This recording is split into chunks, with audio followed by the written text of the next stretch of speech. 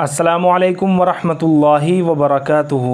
बिस्मिल्लाहिर्रहमानिर्रहीम। नहमदुहू व नुसल्ली अला रसूलिहिल करीम। अम्मा बाद। मेरे प्यारे भाइयों, इल्म वो दौलत है जो कभी बढ़ती नहीं और ख़र्च करने से कभी घटती नहीं। मस्जिद के अंदर मिंबर वो मकाम है जहाँ से ख़तीब या मुक़र्रिर लोगों को इल्मी बातें सुनाते हैं कि इल्म सही हासिल हो। तो गोया के मर्तबा इल्म और दर्जा इल्म की तर्जुमानी के लिए और उसकी वजाहत के लिए मिंबर है, और अमल में आला तरीन अमल अल्लाह रब्बुल इज़्ज़त की तरफ मुतवज्जे होना है, और कामिल तरीन अमल नमाज है, और उसके लिए मुसल्ला है, यानी इल्म ऊपर है और अमल नीचे है। तो मालूम हुआ मेरे भाइयों कि मिंबर से इल्म का ताल्लुक़ है और मुसल्ले से अमल का ताल्लुक़ है, और इस बात में कोई शक व शुबा नहीं है कि इल्म और अमल का जोड़ हकीकत में ज़िंदगी है। यही वजह है कि इंसानी बदन के ऊपर का हिस्सा दर हकीकत उलमा की बस्ती है, इसलिए कि कान, आँख और ज़बान सब का काम इल्म की तर्जुमानी है। तो ऊपर गोया के उलमा आबाद हैं और निचले हिस्से में आमिलीन यानी अमल करने वाले अफराद की बस्ती है। ऊपर इल्म और नीचे अमल है, बीच में दरमियानी कड़ी गर्दन है।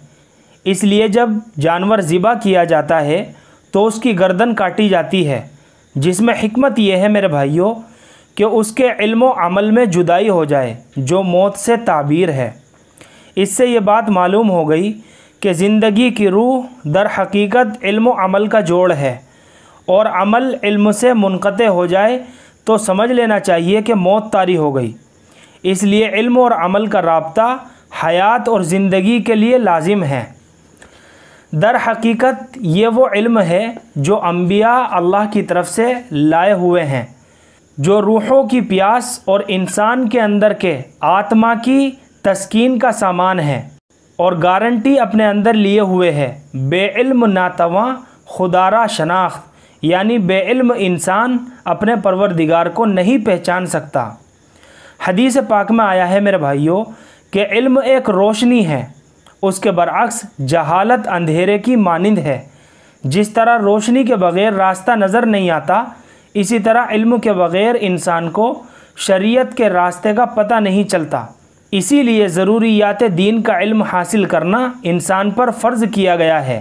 तलबुल इल्म फ़रीज़ा अला कुल्ली मुस्लिम व मुस्लिमा। अल्लाह ताला ने इंसान के अंदर 3 तरह के आज़ा बनाए हैं।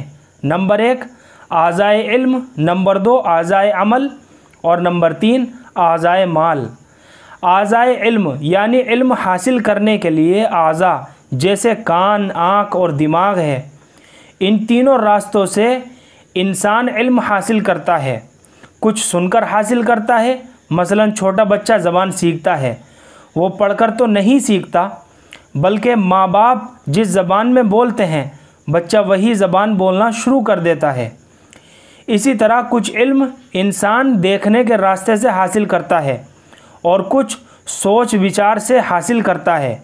गोया समाअत, बसारत और अक़ल इल्म हासिल करने के 3 ज़राए हैं।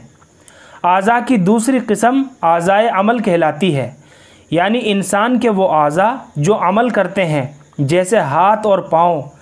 आज़ा की तीसरी किस्म आज़ाए माल कहलाती है, जैसे फेफड़ा और मैदे वग़ैरह जिनमें खून होता है। गोया के ये माल है जो इन आज़ा में जमा है।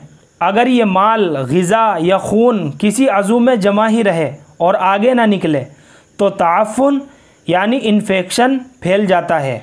तो मालूम हुआ अगर किसी के पास माल जमा रहे, ख़र्च ना हो, तो वो भी फ़साद का बाइस बनेगा। कुरान पाक जब नाजिल हुआ मेरे भाइयों, और सबसे पहली वही जो आप सल्लल्लाहु अलैहि वसल्लम पर नाजिल हुई, उसका सबसे पहला लफ्ज़ इक़रा था, जिसका मतलब है पढ़। जिससे पता चलता है कि पढ़ना या इल्म हासिल करना दीन इस्लाम में किस कदर अहमियत का हामिल है। इसी तरह मेरे प्यारे भाइयों, हमें एक बात को और अच्छी तरह समझना चाहिए कि इल्म और मालूमात में फ़र्क है। इसी बात को हज़रत मुफ्ती शफ़ी साहब रहमतुल्लाह अलैह ने बयान फरमाया है कि इल्म वो नूर है जिसके हासिल होने के बाद उस पर अमल किए बग़ैर चैन न आए, वरना वो तमाम ख़बरें जो इंसान के दिमाग में तो मौजूद हों मगर अमल में नहीं हैं तो वो मालूमात कहलाएंगी। और इसीलिए शरीयत मुताहरा में इल्म नाफ़े मांगने का हुक्म दिया गया है। इल्म बग़ैर अमल के ऐसा है जैसे दरख्त बग़ैर फल के होता है। एक बुज़ुर्ग का कौल है कि इल्म अमल का दरवाज़ा खटखटाता है, अगर खुल जाए तो इल्म दाखिल हो जाता है, वरना हमेशा के लिए रुखसत हो जाता है। इल्म बग़ैर अमल के वबाल है और अमल बग़ैर इल्म के गुमराही है।